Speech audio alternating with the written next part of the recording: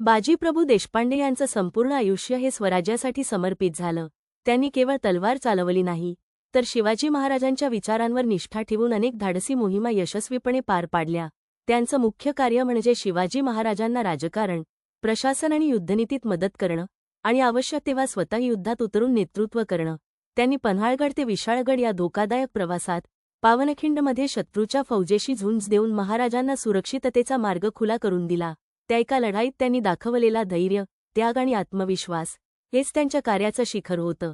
बाजीप्रभू देशपांडे हे केवळ एक योद्धा नव्हते, तर प्रेरणास्त्रोत होते. त्यांचं जीवन सांगतं की देश आणि धर्मासाठी जीवही गमावावा लागला तरी चालेल, पण कर्तव्य सोडू नये. आजही त्यांच्या शौर्याचं स्मरण केल्यावर छाती अभिमानाने भरून येते.